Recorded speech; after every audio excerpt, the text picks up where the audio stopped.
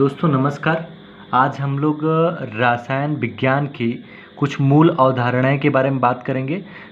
इसको इंग्लिश में हम लोग some basic concept of chemistry बोलते हैं।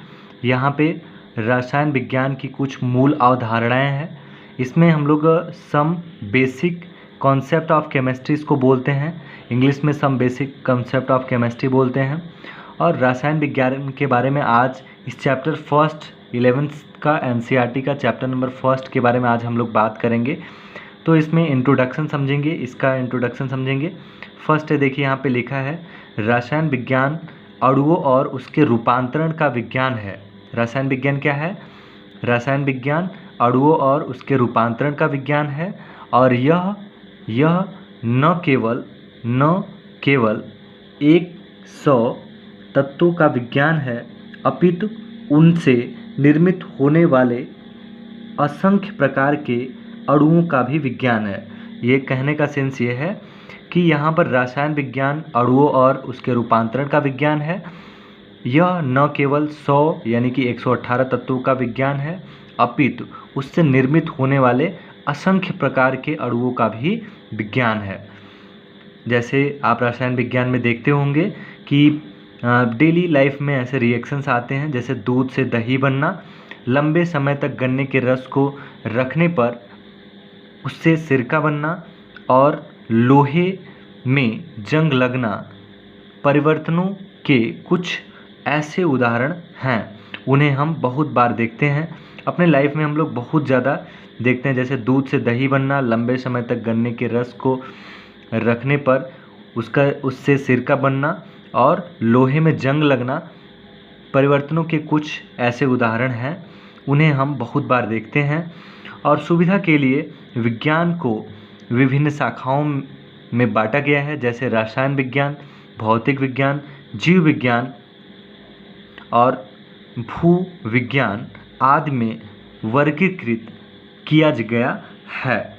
विज्ञान की वह शाखा जिसमें पदार्थों के संश्लेषण, संगठन और गुणधर्म अवक्रियाओं का अध्ययन किया जाता है, रसायन विज्ञान कहलाती है। फिर से समझ लीजिए कि विज्ञान की वह शाखा जिसमें पदार्थों के संश्लेषण, संगठन, गुणधर्म और अवक्रियाओं का अध्ययन किया जाता है, रसायन कहलाती है या रसायन विज्ञान कहलाती है। दोस्तों वीडियो अच्छी लगती है तो वीडियो को लाइक करें और चैनल को सब्सक्राइब करें और वीडियो को शेयर जरूर करें, ताकि हर उस बच्चे के पास पहुंच जाए जिसको ज़रूरत। आगे देखेंगे हम लोग कुछ रसायन विज्ञान का विकास के बारे में बात करेंगे। एनसीईआरटी में टॉपिक है रसायन विज्ञान का विज्ञान या विकास कैसे हुआ है, रसायन विज्ञान का विकास कैसे हुआ है। तो इसमें हम लोग देखेंगे कि रसायन का अध्ययन केवल इनके ज्ञान के लिए नहीं किया गया है, अपितु यह दो रोचक वस्तुओं की खोज के कारण उभरा है या हुआ है।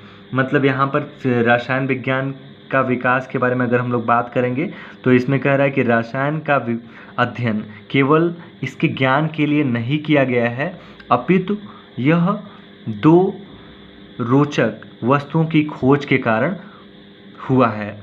फर्स्ट आपका है इसमें फर्स्ट है पारस पत्थर, जो लोहे और तांबे जैसे धातुओं को सोने में बदल देता है। जैसे हम लोग नागमणि के बारे में भी सुने हैं।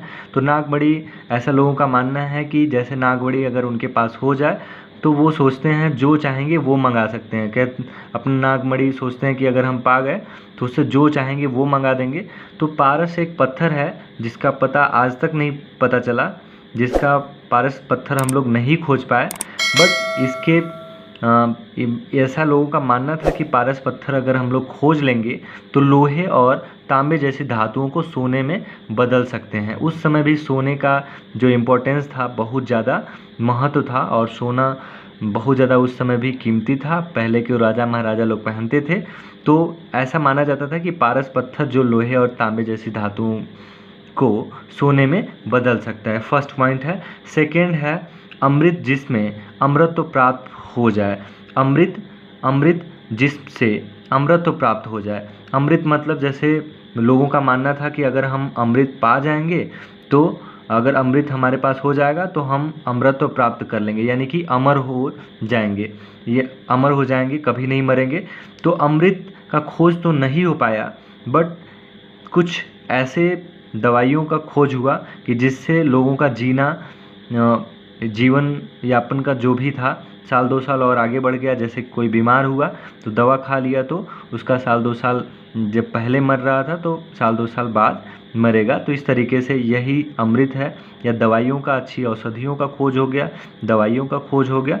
तो अमृत, जिससे अमृत प्राप्त हो सके, यहाँ पर ये 2 पॉइंट है। फर्स्ट है पारस पत्थर जो लोहे और तांबे जैसी धातुओं को सोने में बदल सकता है। दूसरा है अमृत, जिससे अमृतत्व प्राप्त हो जाए, यानी कि अमृत तो नहीं मिला लेकिन ऐसी औषधि मिल गई कि यहाँ पर उसको खाने से लोगों को आराम मिल जाता था। तो इस तरीके से ये 2 पॉइंट्स हैं। 2 पॉइंट्स के विषय में इस तरीके से यहाँ पर लोग खोजे और इस तरीके से उनको यहाँ पर पूरी केमिस्ट्री पढ़ने के लिए मिली।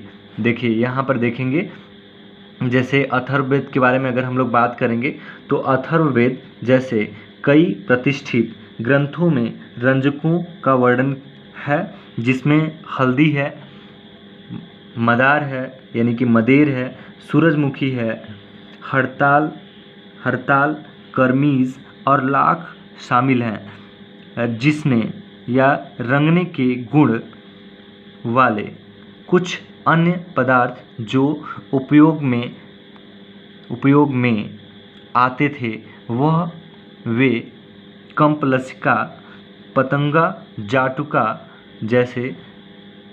और जाटुका जैसे कुछ रंग वाले ऐसे रंगने के इसमें गुण थे, और ये सब मिला करके लोग रंगने में ऐसे इसका यूज़ करते थे। और जैसे गंध युक्त, जैसे सेंट वगैरह बनाने में, तो इत्र, यानी कि यहाँ पर लिखा है गंध युक्ति में इत्र मुख सुवासित करने के द्रव, नहाने के पाउडर, सुगंध और टेल्कम पाउडर का उल्लेख हुआ है। जैसे यहाँ पर अगर समझेंगे हम लोग तो गंध युक्ति यानी कि जैसे इत्र होता है, सेंट होता है, सेंट को भी बनाने में या नहाने का जो पाउडर है, सुगंध है, और टेल्कम पाउडर यानी कि जैसे कपड़ा धोने वाला ये सब पाउडर आता है। तो इस तरीके से पाउडर बनाने में भी यहाँ पर रसायन विज्ञान का विकास इसी तरीके से ऐसे हुआ है, और इस तरीके से अथर्ववेद जैसे प्रतिष्ठित ग्रंथों में इस तरीके की बात यहाँ पर लिखी हुई है, और उसी को यहाँ पर हम लोग इस तरीके से ऐसे पढ़ते हैं। और